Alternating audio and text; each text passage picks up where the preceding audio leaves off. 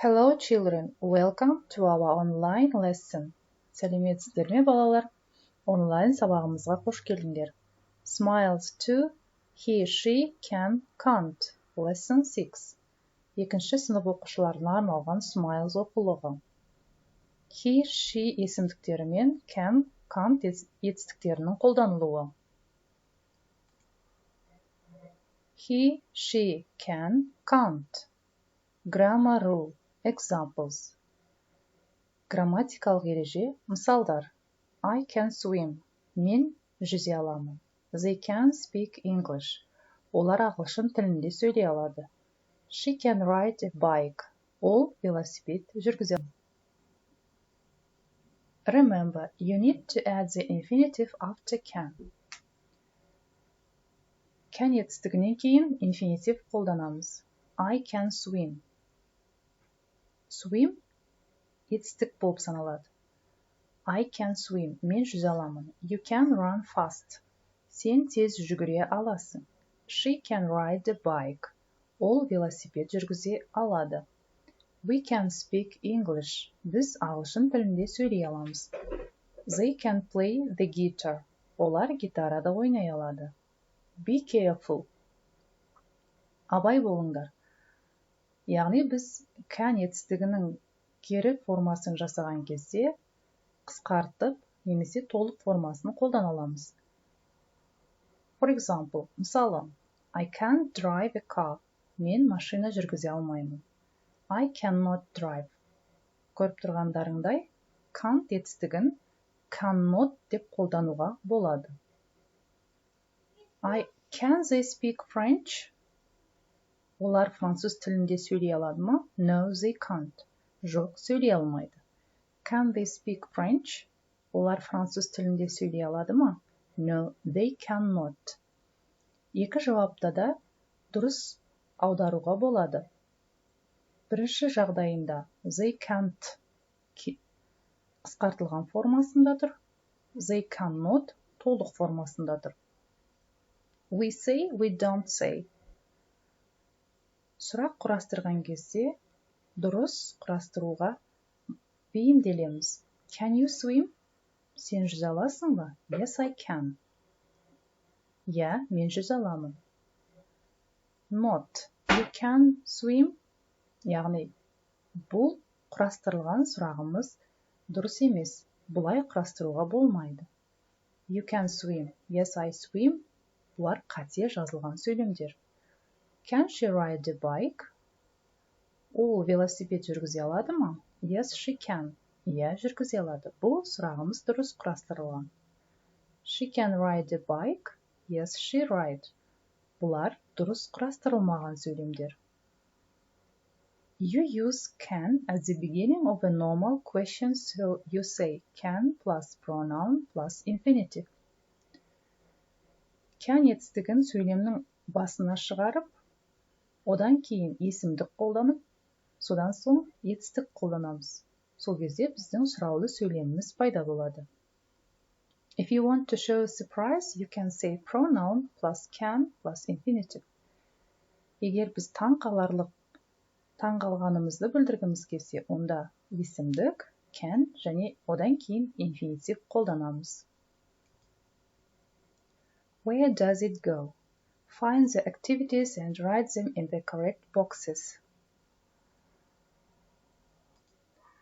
Сөйлемдегі іс-әрекеттерді тауып, оларды things I can do, яғни менің істей алатын нәрселерім, things I can't do, менің істей алмайтын нәрселерім деп екі топқа бөліп жазыңдар. I know lots of sports. I can swim and I can play football. I can play basketball too, because we are learning at school. But I can't play baseball.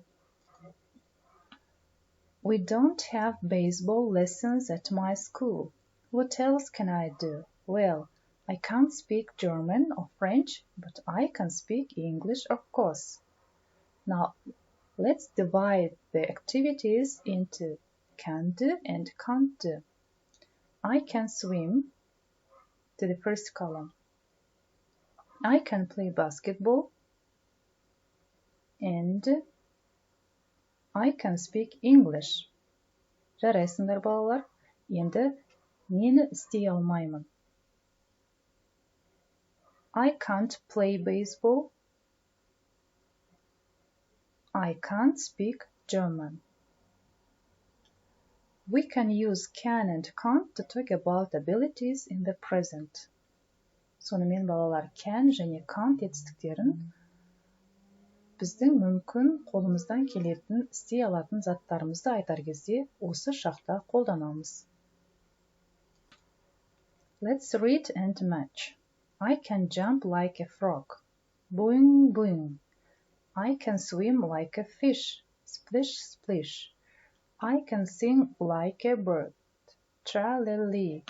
I can dance like a chimp. He, he, he. Look at the pictures and match to the words. Сөйлемдерді суретпен сәйкестендірейік. Мен бақа сияқты секіре аламын. D суреті, иә? I can swim like a fish. Мен балық сияқты жүзе аламын. Picture B. I can sing like a bird. Мен құс сияқты ән саламын. Picture A. I can dance like a chimp. Мен маймыл сияқты билей аламын. Picture C. Well done, children. Now let's read. Read and complete. Swim, run, climb, jump. Жүзу, жүгіру, өрмелеу, секіру. I can jump. I can run. I can climb out in the sun. I can jump. I can run. I can swim out in the sun. Now let's repeat once more. I can jump. I can run. I can climb out in the sun. I can jump. I can run. I can swim out in the sun. Now let's revise our grammar. Сонымен балалар, біз үшінші жақта he, she есімдіктерінен кейін can және can't етістіктерінің қолданылуын айтып үйрендік. Can істей алу, can't істей алмау. Яғни осы шақтағы біздің мүмкіндігіміз, қолымыздан келетін нәрсені айтуымыз. Осы жағдайда біз can және can't етістіктерін қолданамыз. Мысалы, мен жүзе аламын. I can swim. Олар ағылшын тілінде сөйлей алады. They can speak English. Ол велосипед жүргізе алады. She can ride a bike. Ал енді балалар, осы берілген айтылған сөйлемдердің сұраулы түрін жасап көрейік. I can swim. Кәнекей сұрағымыз қалай болады? Yes, you're right. Can I swim? Иә, жүзе аламын деп жауап берсек қалай болады? Yes, I can. Кері жауап берсекше? Yes. No, I cannot. Немесе қысқартылған формасын қолдана аламыз. No, I can't. We can speak English. Біз ағылшын тілінде сөйлей аламыз. Осы сөйлемді сұраулы сөйлем жасап көрейік. We can speak English. Қанекей сұраулы сөйлеміміз қалай болады? Я, балалар, can етістігін алдына шығарамыз. Can we speak English? Я, біз сөйлей аламыз. Yes, we can. Жоқ, біз сөйлей алмаймыз. No, we can't. Немесе, no, we cannot. You can run fast. Осы сөйлемге сұрақ қойып көріңдерші, балалар. You can run fast. Yes. Can you run fast? Yes, I can. No, I can't. Немесе, no, I cannot. Жарайсыңдар, балалар. Сонымен бүгінгі сабағымызда can және can't етістіктерінің қолданылуын үйрендік. So, children, this is the end of our online lesson. Thank you for your attention. stay at home and study. Сонымен балалар, бүгінгі онлайн сабағымыз аяқталды. Назар қойып тыңдағандарыңа рахмет. Үйде болыңдар және сабақ оқыңдар. Goodbye, see you.